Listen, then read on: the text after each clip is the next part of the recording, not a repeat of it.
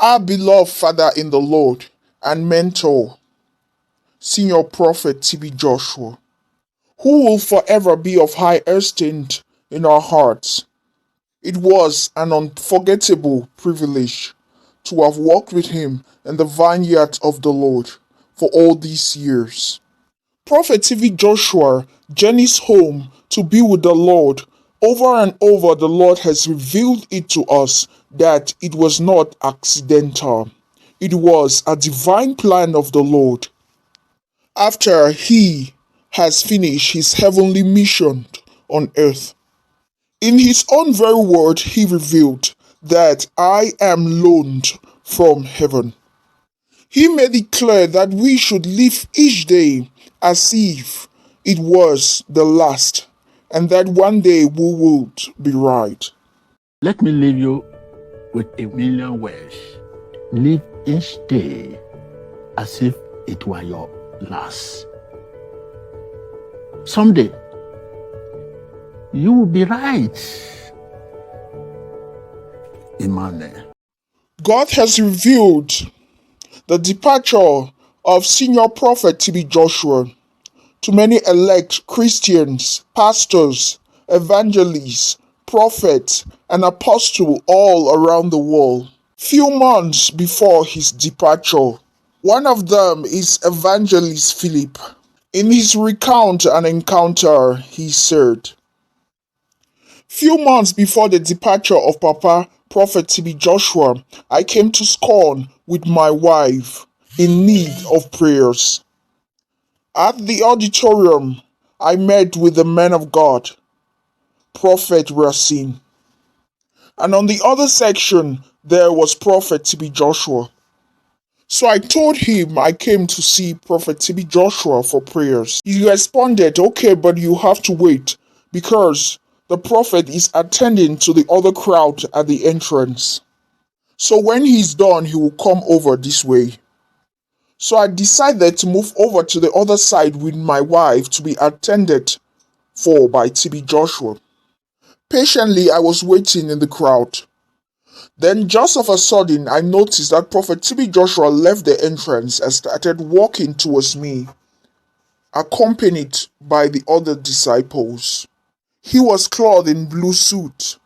He came standing before me and I was very happy. So I said, Prophet, I came for prayers. He said, you are the one that ought to pray for me. I came so that you should pray for me. And I was shocked. He continued, because I'm about to embark on a journey. So I asked him, to where? He smiled and said, very soon you know. Prophet TB Joshua continued, you have to pray for me in order to fulfill all righteousness. Thus I prayed for him. My wife and I had left our city where we are born and flew to Lagos to have a prayer meeting with the prophet.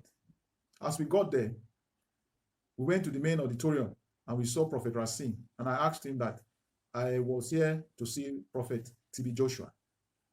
So he now told me I should wait, that he's currently attending to people who had stretched out at one of the doors. So he sat at the entrance of the door of the church and was attending to each person. After attending to you, you enter into the main church auditorium. So and I told him, okay, we'll wait. But I had a change of mind and I said, instead of me waiting, let's go and join the queue. Because I felt by the time he finishes with the thousands of people that had lined up, he will be too exhausted to see me. So my wife and I went and joined the queue from a distance. And as we joined the queue, waiting for the prophet to touch us, all of a sudden, he left his position inside the church and then came down where people were queued. He walked down the long line of people that were queued waiting for prayers. And as we saw him, naturally we'd be excited. He said, that saves us the possibility of having to queue there all day, that he was going to touch every person and thereby quicken the attendance. So as we stood there, all of a sudden, I saw the prophet with the other disciples following him along.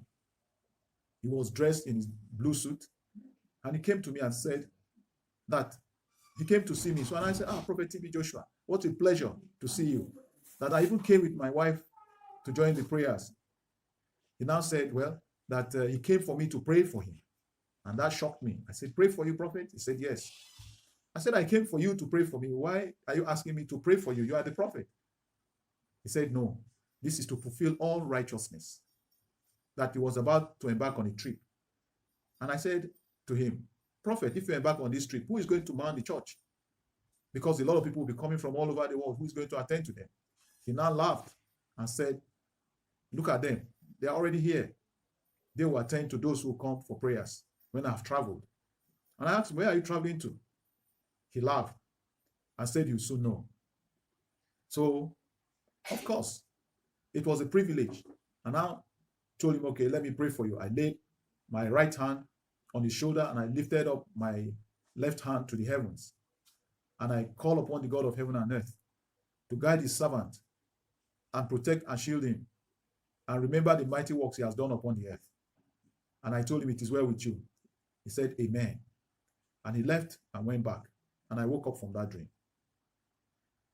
So I did not really understand what that dream meant. He said he was traveling and that he had people who were already in position to take over.